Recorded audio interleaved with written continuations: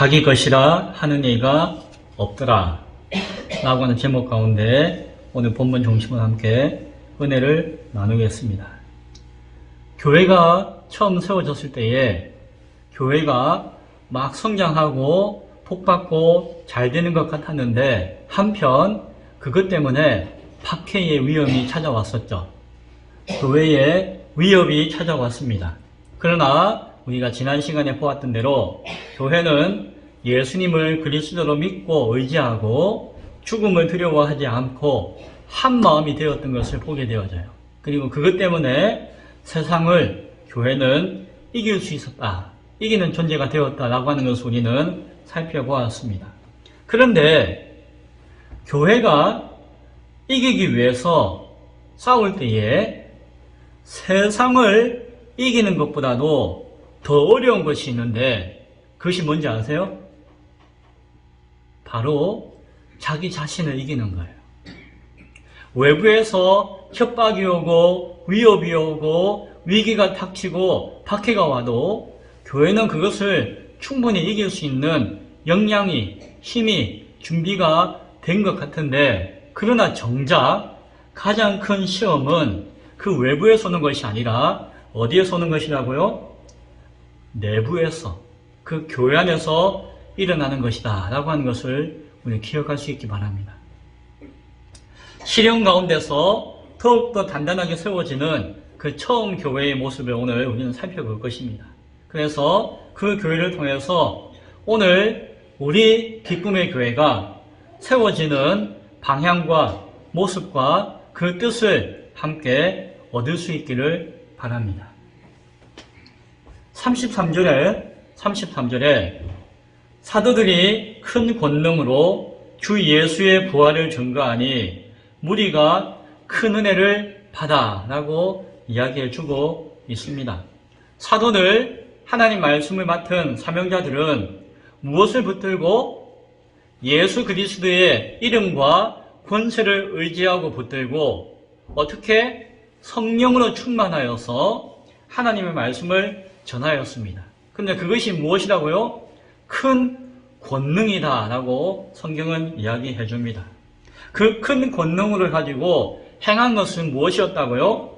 다른 게 아니라 예수님의 십자가와 부활을 증거하는 것이었다라고 이야기해요.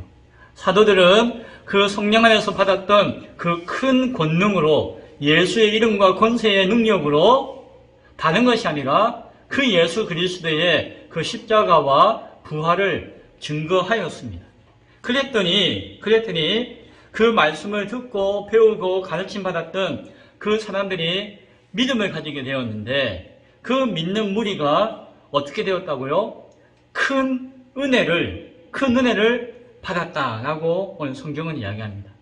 이 이야기는 앞서 우리가 읽고 나누었던 말씀의 내용인 것을 그것을 확인해 주는 것인 것을 보게 되어져요. 하나님의 권능 안에서 큰 은혜를 받았을 때에 그때에 그 은혜 받은 교회의 모습이 어떻게 변화되었는가를 오늘 32절에서 말씀해 줘요.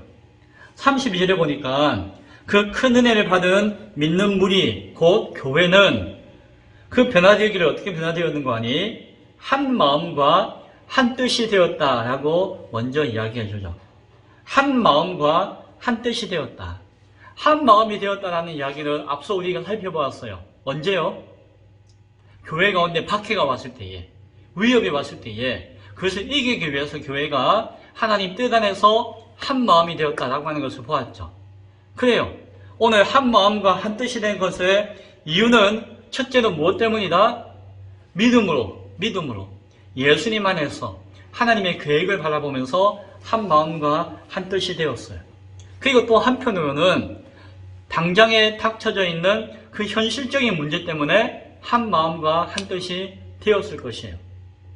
어려움이 당하니까, 어려움이 찾아오니까 함께 마음을 모을 수밖에 없었을 것이에요. 지금 우크라이나에 전쟁이 났죠. 그전에도 전쟁이 나기 전에도 나름대로 잘 살았겠지만 전쟁이 나니까 대통령부터 온 백성들이, 국민들이 한 마음과 한 뜻이 되어서 싸우고자 하는 것을 보여줘요. 만약에 그 위기 가운데 한 마음과 한 뜻이 안 되면은 그거는 전쟁을 포기하는 것이죠. 싸움을 포기하는 것이죠. 그래서 어려움을 닥치고 위기가 다가오면 다가올수록 그 공동체는 한 마음과 한 뜻이 되는 것은 당연한 것이고 그것이 건강한 교회 공동체의 모습인 것을 보게 되어집니다. 어쨌든 교회는 오늘 한 마음과 한 뜻이 되었다라고 이야기해 주어요. 그 한 마음과 한 뜻이 되어 가지고는 그 예전에 가지고 있던 교회의 모습이 더욱더 강하게 굳건하게 세워졌어요. 예전에 가졌던 교회의 모습 가운데 가장 큰 특징이 무엇인가 하니 사도행전 2장에 보면은 교회가 성령의 임재하심으로 말미암아 교회가 세워지고 그 모습에 대해서 표현해주고 있는 본문이 있었잖아요. 그 가운데 사도행전 2장 44절과 45절에 보면은 믿는 사람이 다 함께 있어서 모든 물건을 서로 통용하고 또 재산과 소유를 팔아서 각 사람의 필요를 따라 나누어 주었다라는 말씀을 증거해 주어요. 교회가 처음 세워지면서 교회 안에 자연스럽게 그런 모습을 가지게 되었어요. 그리고 그 모습이 한 마음과 한 뜻이 되어짐으로 말미암아 더욱더 강하게 돈독해졌다라고 하는 것을 오늘 성경은 보여줘요. 그래서 4장 32절에 보면은 비슷한 이야기를 또 반복해서 이야기해줘요. 온 믿음의 사람들이 모든 물건을 서로 통용하고 자기 재물을 조금이라도 자기 것이라고 하는 이가 하나도 없더라 라고 하는 이야기를 반복해서 말씀해 줍니다. 자, 여기서 이것이 교회가 한 마음과 한 뜻으로 믿음을 하나 되어서 살아가는 모습이 이런 모습이구나 라고 하는 것을 보게 되어지는데 여기서 우리가 오해해서는 안 되는 내용이 있어요. 뭔가 하니 그러면은 니 거 내 거 없네요. 교회는 니 것도 없고 내 것도 없고 그냥 다 두리뭉실하게 사용하는 겁니까? 그렇지는 않아요. 그건 오해입니다. 그렇지 않아요. 또 교회는 그러면은 같이 막 생산하고 생산한 것을 같이 막 분배하는 공산주의입니까? 라고 오해할 수 있어요. 물론 공산주의, 사회주의가 이 성경의 내용을 잘못 해석하고 오해해서 발생했다라고 이야기하기도 해요. 그러나 오늘 성경의 이야기는 그런 이야기가 아니에요. 개인의 소유를 부정하거나 아니면 공동생산, 공동분배의 어떤 공산주의적인 어떤 이념을 표현하고자 하는 것이 아니다라고 하는 것이. 오늘 성경이 이야기하는 것은 무엇인가 하니 하나님께 드렸다는 것이에요. 누구에게 드렸다고요? 하나님께 드렸다. 하나님께 드렸기 때문에 하나님 앞에 드리는 그 마음으로 교회 앞에 내어 드렸다라고 하는 것이 핵심이에요. 중요한 것이에요. 그래서 하나님께 드린 것이기 때문에 교회 앞에 드린 것이기 때문에 그것이 하나님 뜻 안에서 교회의 형편과 상황 가운데서 교회 안에 있는 성도들이 함께 그것들을 서로 나누어 통용했다. 함께 사용했다라고 하는 이야기예요. 무엇을? 하나님께 드린 것을. 그래서 각자에게 주어진 재산과 소유가 있는데 그것을 무시하거나 부인하거나 네 주머니 내 주머니 다 함께 쓰자 이게 아니라 하나님 앞에 각자의 상황과 형편에 따라서 드렸다는 것이에요. 그리고 하나님 앞에 드려진 그것을 가지고 함께 서로 나누어 사용했다는 것이에요. 이해되시나요? 또 하나는 하나님 앞에 드릴 때에, 교회 앞에 드릴 때에 자신의 형편에 따라서 드렸다는 것이에요. 자신의 상황에 따라서 드렸다라고 하는 것이에요.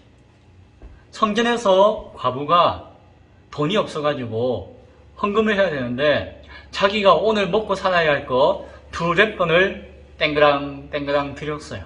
참 부끄러웠어요. 그 여인이. 그런데 예수님이 그 헌금하는 모습을 보시면서 제자들에게 뭐라고 가르쳤습니까? 오늘 이 성전에 헌금했던 사람들 가운데 이 여인이 가장 크고 가장 많은 것을 하나님 앞에 드렸다라고 예수님께서 칭찬해 주었어요. 동전 땡그랑 2개 드렸는데 왜냐하면 그것이 그 여인이 오늘 가지고 있는 전부였기 때문에. 어찌 보면 하나님은, 예수님은 많고 적고를 보시는 것이 아니라 그의 마음과 중심의 그 뜻을 바라보신다는 것이. 오늘 교회는 함께 통용했다라고 할 때에 그것을 통해 가지고 하나님 앞에 드려진 마음을 함께 나누었다라고 하는 것을 우리는 기억해야 할 것입니다. 그리고 자기 것이라고 주장하지 않았어요. 이게 내 건데 내가 이거 오늘 가져왔는데 자 교회 앞에 드리면서 자 이거 우리 같이 나눠 먹읍시다. 탁 던져놓고 조금만 먹으라니까 조금만 내가 이거 당신 주려고 가져온 게 아니라 함께 나눠 먹으려고 가져온 거니까 그렇게 욕심 부리면 안 돼요. 뒷짐지고 감독하면 될까요 안 될까요? 그렇지 않았다는 것이. 이건 내 겁니다. 내가 드린 겁니다. 이건 내가 헌금한 건데요. 이런 생각이나 주장을 했다 안 했다? 단 한 사람도 하지 않았다라고 하는 이야기예요. 왜? 하나님께 드린 것이기 때문에. 하나님께 드린 것이기 때문에. 그래서 개인 소유가 없다. 그냥 함께 생산하고 함께 분배한다. 이런 의미가 아니라 하나님께 드렸다는 것이에요. 철저하게 하나님께 드려서 하나님께 드린 것으로 교회가 함께 나누었고 하나님께 드렸기에 내 것이 없었다. 왜? 하나님 것이니까. 그것을 오늘 성경은 이야기해주고 있는 것이에요. 그러면은 왜 교회는 그것을 함께 나누어 가졌을까요? 왜 교회는 그것을 함께 헌금해서 서로의 필요를 채워주었을까요? 그것은 그 이유이자 결과를 오늘 성경 34절에서 이야기해 주는데 뭡니까? 그 중에 가난한 사람이 없으니 라고 해요. 뭐라고요? 누가 없었다고요? 가난한 사람이 없으니. 아니 가난한 사람 없네요. 가난한 사람도 없는데 이렇게 서로 나눠주고 했나요? 오늘 성경에서 그 중에 가난한 사람이 없어졌으니 라는 이야기예요. 바꿔 이야기하면은 교회 안에 가난한 사람이 많다 적다? 많았다는 것이. 자, 중요한 이야기인데요. 당시 이 예루살렘이라고 하는 도시는 그 당시 수도였잖아요. 큰 도시였지만 가난했습니다. 사람들이. 이유는 당시에 수년 동안 가물었대요. 기근이 왔대요. 그래서 그 기근과 가뭄 때문에 예루살렘이 오랫동안 정말 먹고 살기 힘든 시절이 그 당시였대요. 예수님 당시에. 그런데 그것은 또 하나의 이유이지 분명한 절대적인 이유가 아니라 더 근본적인 이유가 있는데 그것은 사회 구조적인 문제가 있었어요. 당시에 그 사회 계층은 가장 상위권이 누구였을까요? 종교 지도자들, 대제사장, 이런 종교 지도자들과 정치인들, 통치자들, 그들이 가장 상위권들이었어요. 앞서 보았듯이 그 사람들은 어떻게 하면은 교회 안에서, 아니 성전 안에서 이것저것 장사를 해가지고 돈을 빼먹을까 궁리하는 사람들이었던 것을 보게 되어져요. 직접적으로도 믿음을 가지고 하나님 앞에 내어놓는 성전세, 종교세를 거두었어요. 그거는 당연히 믿음의 사람으로서 드려야 할 것이었어요. 그러나 그 외에도 환전하는 방법을 통하여서 재물을 파는 방법을 통하여서 거지를 앉혀놓고 거기서 구걸하는 방법을 통하여서 다양한 방법을 통하여서 돈을 끌어모으는 하나의 큰 사업을 종교 장사를 성전에서 그들은 했었어요. 그래서 모으고 해가지고 당시에 종교 지도자들과 정치 지도자들이 가장 큰 부자였어요. 그들이 상위 1% 내지 2%, 100명 중에 한두 명은 그런 가장 큰 부자. 이 사람들은 1년에 내가 헌금합니다 하는 것은 다른 사람 10년 평생 해야 될까 말까 하는 그 정도의 헌금을 턱 내어놓을 수 있는 사람들이 그 부자들이었어요. 자기들은 하나님 앞에 헌금을 많이 하면 많이 할수록 더 큰 복을 받는다. 내가 이런 지위를 누리고 이런 경제적인 이런 권력을 누리고 하는 이유는 무엇 때문이다? 내가 하나님 앞에 헌금을 많이 했기 때문이다 라고 자랑하는 사람들이었어요. 그래서 헌금하는 것이, 많이 하는 것이 자기들의 자랑이었어요. 막 구제하는 것이 자기들의 자랑이었어요. 그런 사람들이 1, 2% 정도 되었어요. 그리고 한 5% 되는 사람들이 누구였는가 하니 그 밑에서 일하는 관원들, 그리고 세리는 헌금 거두는 사람들이 있잖아요. 헌금을 거두어서 로마 정부에 바치고 헤롯 왕에게 바치고 하는 그런 세리나 관원들, 이런 사람들이 중간에서 그 종교 지도자들과 정치 지도자들 밑에서 돌봐주면서 또한 부를 쌓았어요. 그러니까 세리도 부자였어요. 그런 사람들이 약 한 5% 정도.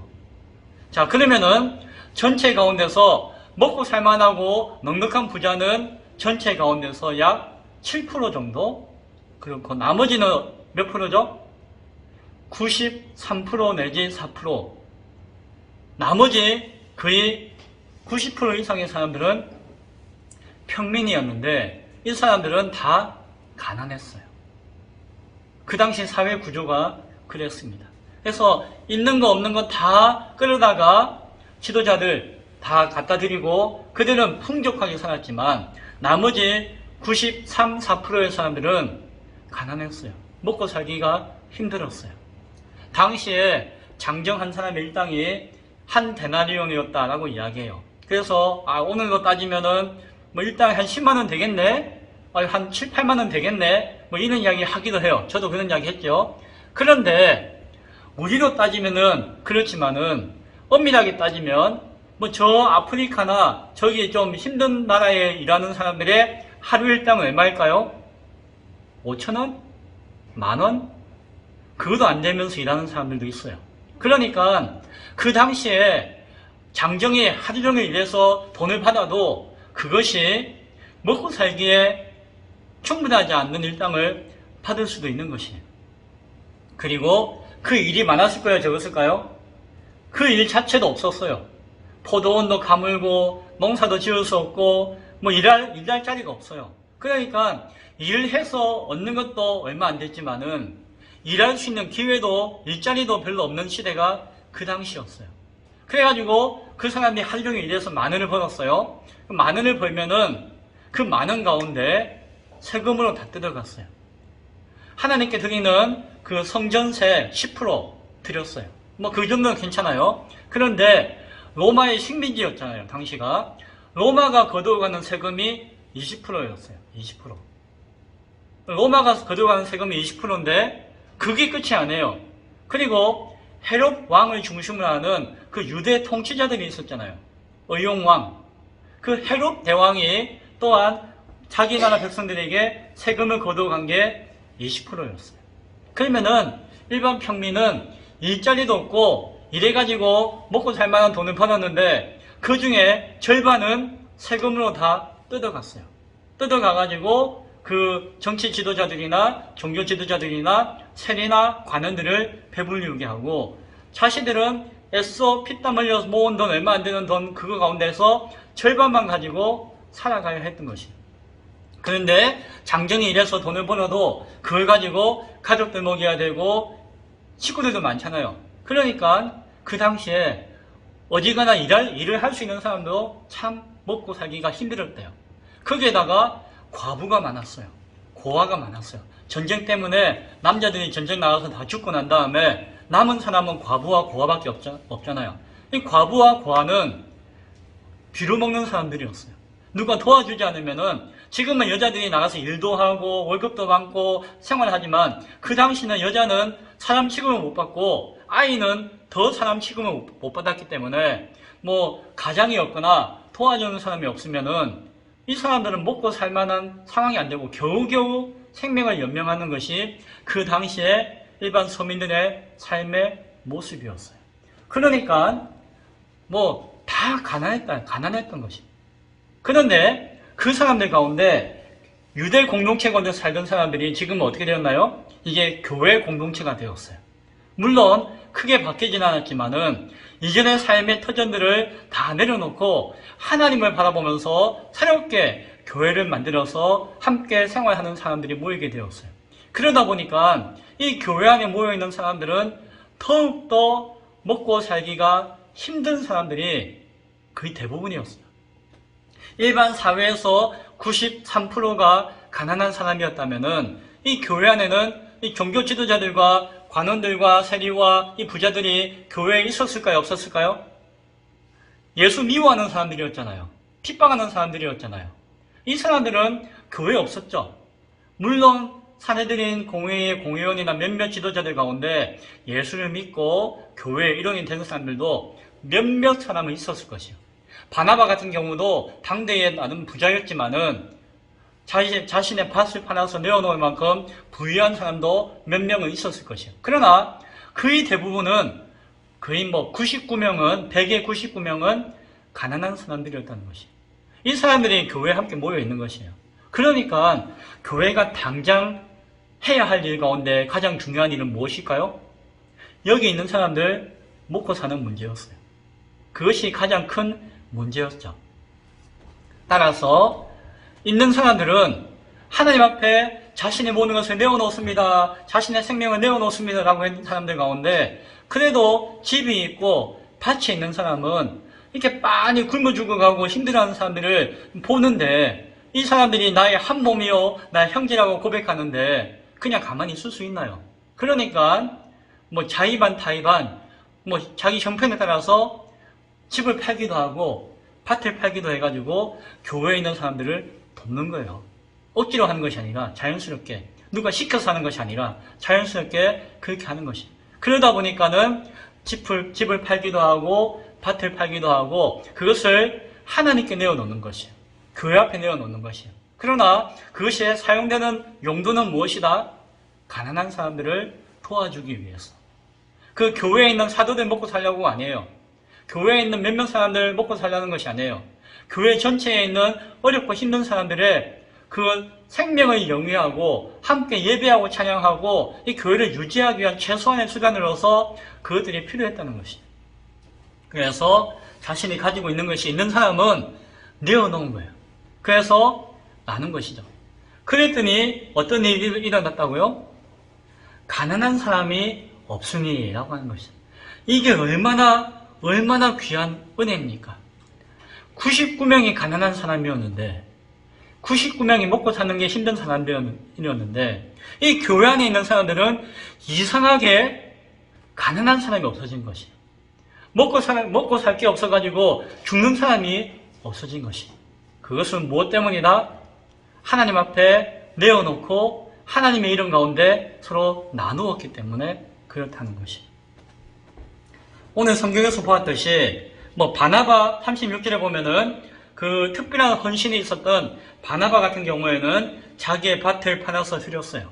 그거는 특별한 경우예요. 많은 경우가 아니에요. 그래서 성경에도 기록되어져 있잖아요. 물론 그런 사람들이 있었지만 대부분 사람들은 없는 사람이에요. 그러나 대부분 가난하고 없는 가운데서도 나누었다라고 이야기해요. 이것이 신비입니다. 사랑하는 성도 여러분, 그 성경이 아닌데 그 당시의 기록을 보면은 어떤 사람은 자신은 건강한데 저 사람은 연약해요. 근데 저 사람도 먹을 것이 없고 하면은 자기 먹을 것을 안 먹는데요. 금식한대요. 금식하고 자기 먹을 만큼 금식하고 아껴가지고 그 비용을 가지고 연약한 사람들을 도와주었대요. 자기가 생명을 짜서 그 사람을 도와준 것이죠. 자기 먹을 것 없는데 자기는 금식하고 굶고 그걸 가지고 더 연약한 사람을 도와주었대요.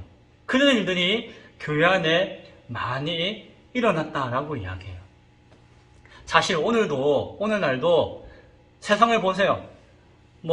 교회와 관계도 마찬가지예요. 큰 교회가 부유한 사람들이 가난하고 작은 교회를 돕거나 힘든 사람을 돕는 경우는 많지 않아요. 어찌 보면은 저 사람도 형편이 참 딱하고 어려운데 싶은 사람이 그 쪼개어가지고 더 어려운 사람들을 도와줘요. 참 이게 신기하죠. 부유하고 넉넉한 사람이 자기 거 조금만 떼줘도 여유있게 도와줄 수 있는데 꼭 그런 사람들은 이유가 많아요. 아이고 내가 이렇게 부자한 것 같아도 이거 집이 잡힌 것이지 먹고 살 게 없어요. 이건 다 통장에 갇힌 것인데 이게 기한까지 이렇게 걷어놔야지 이거 찾으면 돈이 안 돼요. 나름대로 이유가 있어요. 그러나 이런저런 이유와 핑계 때문에 부유하고 넉넉함에도 불구하고 도와줄 수 있는 형편이 안 된다고 하고 또 실제 도와주지 못해요.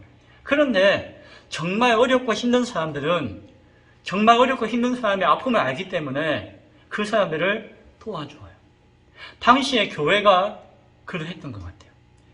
교회 안에 99%는 가난한 사람들이었지만 그들이 서로 나눔을 통하여서 교회가 어떻게 되었다? 가난한 사람이 없었더라. 참 신기하죠? 다 가난했는데 가난한 사람이 없었더라. 오병이어의 사건, 기적, 그거는 특별한 사건이 아니라 교회 안에서는 당연히 일어나는 사건인 것을 우리는 바라볼 수가 있습니다. 이 사람들 내가 나눠줬다고 막 자랑하는 사람이 있었을까요? 없죠. 왜? 자랑할 것도 없잖아요.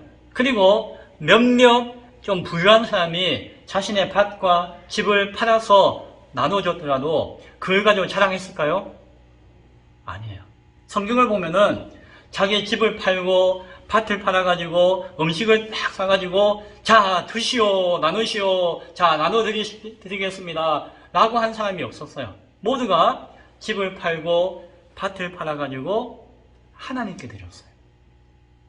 정확하게는 사도들의 발 앞에 내어놓았다라고 이야기해요.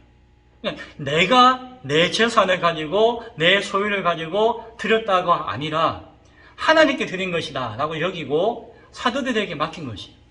사도들이 그것을 받아가지고 구제하고 봉사하고 섬기고 베풀고 나누는데 사용했다는 것이에요. 그래서 한 사람도 나를 자랑할 만한 사람도 없었고 그런 형편이 되는 사람도 다 사도들 발 앞에 내어놓았지 자기의 이름과 자기의 의를 드러내는 사람이 한 사람도 없었고 그런 역사가 교회 안에 일어나면서 교회에 가난한 사람들이 없었다. 얼마나 아름답습니까? 교회가 그냥 있는 거 없는 거 네 것 내 거 그거 내 거니까 휙 가져가고 내 주머니에 있는 건 당신 가져가고 이런 교회가 아니었다는 것이에요. 자기 건 내고 자랑하고 그런 넉넉한 교회가 아니었다. 없지만은 부족하지만 함께 나누어서 오병이어의 역사를 이루었던 것. 그것이 당시 교회의 모습이었던 것이죠. 이런 귀하고 아름다운 가난한 사람이 한 사람도 없는 교회가 우리 교회가 될 수 있기를 소원합니다. 그런데 이 교회에 문제가 생겼습니다. 외부의 핍박, 고난, 역경은 으쌰으쌰해가 다 이길 수 있었는데 정작 문제는 그 안에서 생겼어요. 무슨 문제였습니까? 아나니아와 삽비라 부부의 사건이었어요. 두 부부는 교회의 멤버였어요. 이 두 부부는 부자였어요. 돈이 좀 넉넉하게 가지고 있는 자기 소유가 있었던 것 같아요. 그래서 그것이 밭인지 집인지 그 소유를 팔아가지고 그 사도들의 발 앞에 두었어요. 여기까지 얼마나 귀합니까? 이게 쉬운 일입니까? 쉬운 일이 아닙니까? 어려운 일이에요. 쉬운 일이 아니에요. 이거 정말 쉬운 일이 아니에요. 이 부부는 그래도 마음을 모아가지고 하나님 앞에 우리가 뭔가 해야지. 우리가 교회의 구성원이니까 좀 가난한 사람들 도와주려고 바나바도 하고 이렇게 하니까 우리도 해야지 라는 마음을 가졌던 것 같아요. 하나님께 드렸어요. 그런데 문제는 여기에 있습니다. 무엇인가 하니 부부가 생각하기를 우리가 이 밭을 100만 원에 팔았는데 이거 80만 원에 팔았다고 하고 한 50만 원 드리든지 80만 원 드리든지 내어놓읍시다 하고 일부를 살짝 감추었어요. 그것이 부부가 같이 마음을 모아서 공모하고 모의해서 생각한 결과였습니다. 그리고 사도들 발 앞에 딱 내어놓았어요. 내가 저 집하고 땅 얼마 있는 거 아시잖아요. 이거 팔았는데 이만큼입니다. 자, 내어놓습니다. 교회 하나님 앞에 드립니다 하고 딱 내어놓았어요. 그런데 아까워서 그런 건지 다른 생각이 있었는지 살짝 얼마나 감추어 놓은 거예요. 베드로가 그것을 알았습니다. 그냥 내어놓은 것도 귀하니까 아이고 감사합니다. 감춰놓은 거 눈 딱 감고 모른 채 할 수도 있었을 것 같아요. 저는 안 그랬을 것 같은데 그럴 수도 있었을 것 같아요. 그런데 베드로는 책망합니다. 당신은 성령님을 속인 것입니다. 사람에게 거짓말한 것이 아니라 하나님 앞에 거짓말한 것입니다. 라고 알려주었어요. 그 말을 듣고 남편 아나니아가 그 자리에 엎드려 꺾꾸려져서 죽어버렸어요. 가슴이 찔려서 심장마비가 온 것인지 머리가 터져서 뇌출혈이 온 것인지 몰라도 갑작스럽게 급사해서 죽어버렸어요. 3시간 뒤에 그 아내 삽비라가 전혀 모르고 마실 갔다가 왔습니다. 남편은 이미 시신이 되어서 내어놓았어요. 삽비라가 오니까 베드로가 얼마나 안타까웠겠어요. 삽비라에게 자초지종을 이야기해 보시오. 진실이 무엇인지 밝히라 라고 권면하였습니다. 그런데 이 여인 삽비라도 같이 짜고 한 것이니까 모른 채 해버렸어요. 감춘 거 없습니다. 우리는 그냥 다 드린 것인데 뭐 헌금하고도 이렇게 욕먹습니까? 이런 식으로 시비했던 것 같아요. 베드로가 너무너무 안타까웠지만 그 사실을 드러내었어요. 네 남편이 하나님 앞에 감추고 거짓말했는데 그것이 이유인지 몰라도 갑작스럽게 죽어버렸다. 너도 그런 어떤 심판을 당하면 어떡할래? 라고 걱정하듯이 권면했어요. 그러나 삽비라도 그 베드로 발 앞에 엎드려져 죽어버렸어요. 온 교회 사람들이 깜짝 놀랐습니다. 그리고 두려웠어요. 왜 죽었을까요? 아니, 하나님 믿는 사람이었잖아요. 우리도 사람이니까 살짝 그런 경우 없나요? 헌금하고 싶은데 조금 아까워가지고 그냥 감춰놓고 안 할 때 없나요? 저는 있었던 것 같기도 하고, 우리가 완전하고 떳떳한 사람이 누가 있겠습니까? 아마 이런 기준이라고 한다면은 예배 한번 탁 드리고 나면 하나님 앞에서 예배 한번 탁 드리고 나면은 절반 이상 다 죽어야 될지 몰라요. 졸려가지고 졸기도 하고 딴 생각하기도 하고 멍뚱한 짓 하기도 하고 어제 했던 일 생각하기도 하고 하나님 앞에 예배하러 왔습니다 라고 해놓고 엉뚱한 짓 하고 나오면은 나중에 하나님이 예배 끝나고 나서 꼴까닥 해야 될지도 몰라요. 이런 기준이라고 한다면은 누가 나는 완전합니다 라고 할 수 있는 사람이 있겠습니까?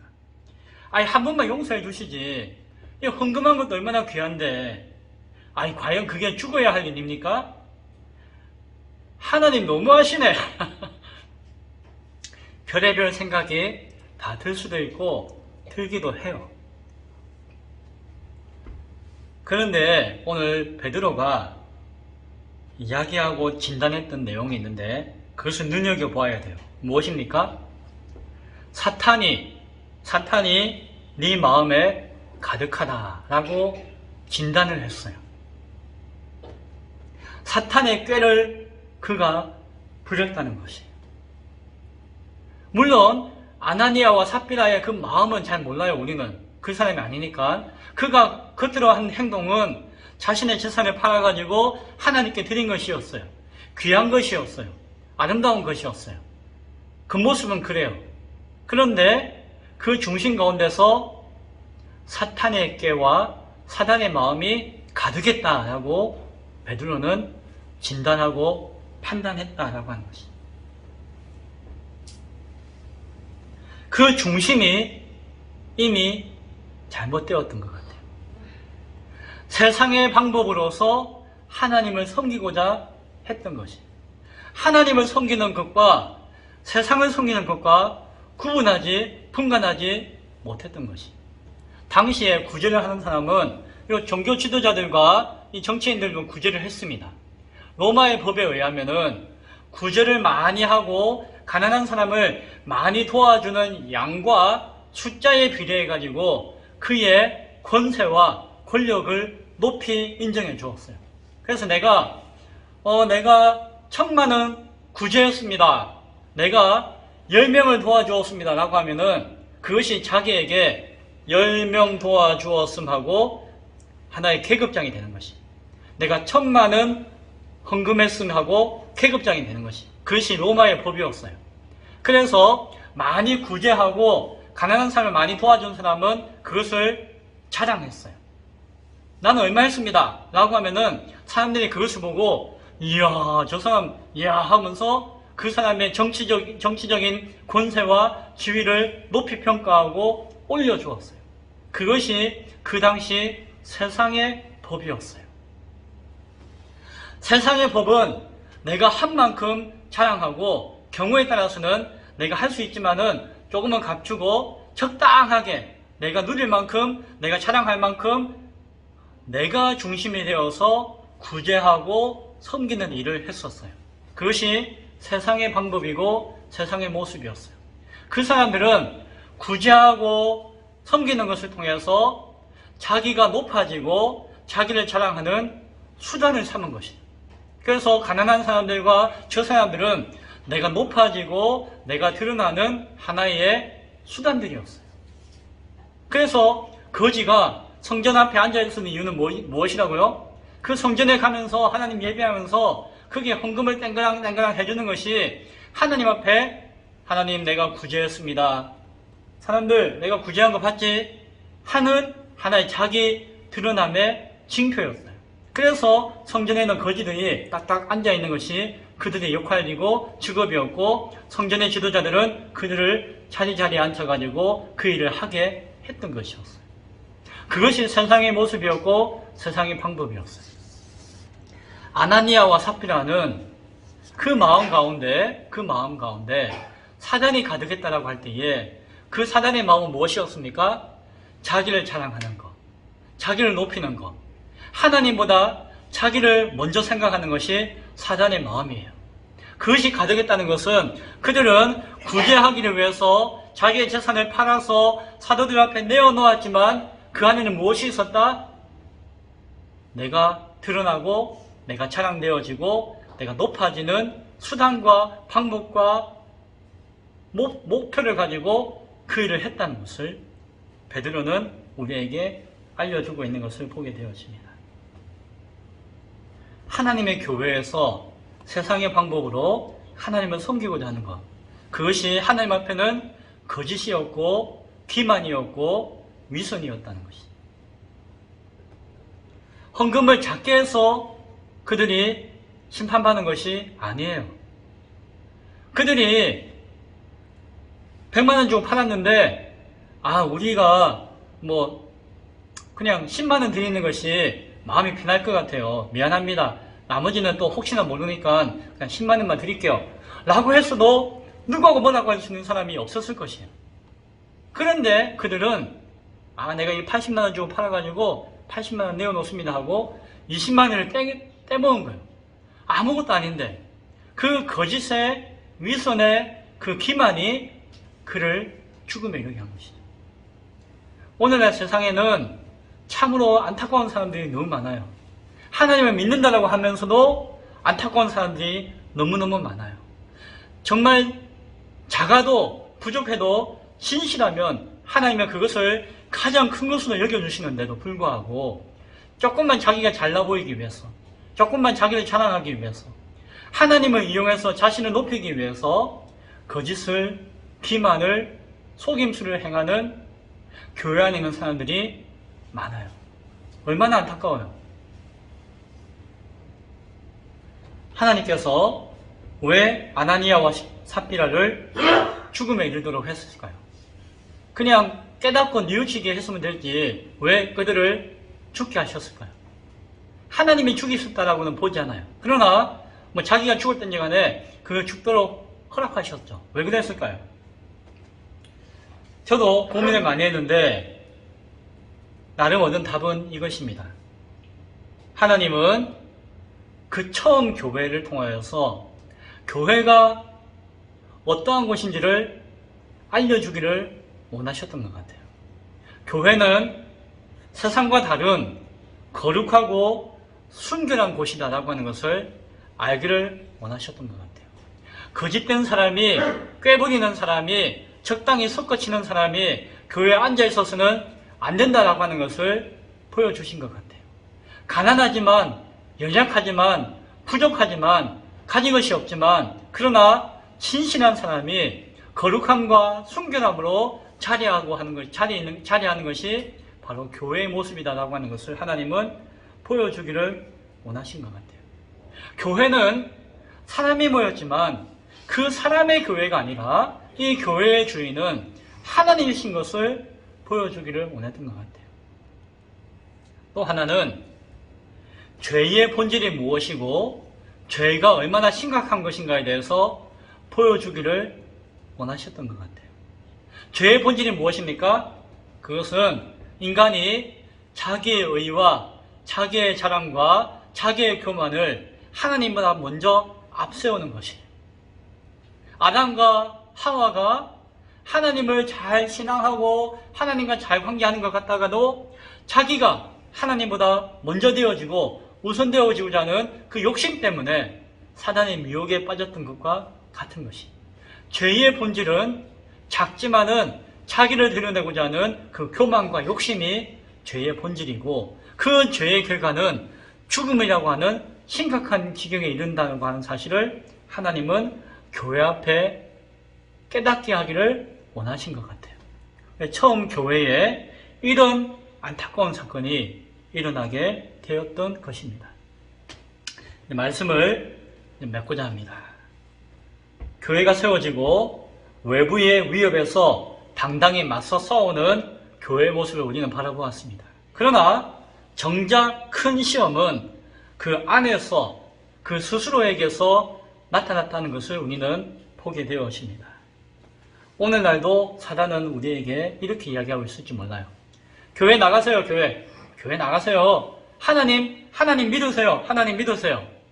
그래서 교회 나가가지고 하나님 믿어가지고 교회를 이용하고 하나님 이용해서 당신이 얼마나 잘나고 똑똑한지를 보여주세요. 라고 미혹할 것 같아요. 교회 나가지 마. 교회 나가지 마. 하나님 믿지 마 하면은 우리는 생명을 다해가지고 막 싸워가지고 교회 나가고 하나님 믿을 거 아니까 사단은 교회 나가. 하나님 믿어. 그렇지만 적당하게 당신의 잘나고 똑똑한 모습을 교회 안에서 자랑하고 보여주고 하나님을 네가 믿는 것이지 네가 안 믿으면 안 믿는 것이지 네가 중요한 것이야 라고 생각하게 하는 것으로 미혹하고 있다는 것이. 헌금 많이 하십시오. 사단이 이렇게 이야기해요. 헌금 많이 해. 봉사 많이 해. 수고 많이 해. 열심히 교회 잘 섬겨. 그리고 나서는 스스로 뿌듯해가지고 자기 즐거움과 자기 만족에 취해버려. 칭찬과 보상을 찾고 칭찬하지 않고 보상해주지 않으면은 원망하고 시기하고 질투하고 미워해. 교회 안에서. 그렇게 사단은 미혹할 것이. 하지마라 하면 우리가 할 것을 알기 때문에 하나 해놓고 그렇게 미혹하는 것이 오늘날 사단의 방법일 수도 있습니다. 사랑하는 성도 여러분, 따라서 오늘도 우리는 우리의 연약함과 부족함을 하나님 앞에 고백할 수가 있어야 돼요. 제가 아무리 설교를 잘하고 아무리 이뻐 보이고 넥타이 매고 거룩한 척하고 있어도 내 안에 있는 죄성과 연약함을 모른 채 하거나 없는 채 하거나 속이고자 한다면은 그 안에 저희의 교만함과 의가 삭트게 될 것이고 그 안에 하나님을 속이는 자가 되어질 수 있다는 것이죠. 저도 그래요. 따라서 우리는 매 순간마다 자신을 십자가에 못 박을 수가 있어야 합니다. 예수 그리스도의 십자가를 바라보아야 합니다라고 할 때에 그 십자가를 내가 지고 가는 십자가라고 하는 것도 깨달아야 하는 것이에요. 예수님의 지신 그 십자가, 예수님이 십자가 지고 죽으셨으면 됐지, 그 덕분에 내가 사네요, 그게 아니라 그 예수의 십자가를 오늘 내가 내 삶을 통해서 짊어지고 함께 못 박힐 수 있는 나의 본성과 죄성과 연약함과 부족함을 못 박을 수 있는 믿음의 고백이 오늘 우리에게도 반드시 있어야 한다는 것입니다. 예수님만을 온전히 증거하는 고백과 함께 자기를 부인하고 자기 십자가를 지는 그 삶이 함께 따라가야 할 것이에요. 그것이 사단의 안팎의 괴계를 모두 물리치고 온전히 승리할 수 있는 길인 줄로 믿으시기 바랍니다. 그런 건강한 교회, 온전한 교회, 기쁨의 교회를 세워나갈 수 있는 저와 여러분 될 수 있기를 간절히 축원드립니다. 기도하겠습니다.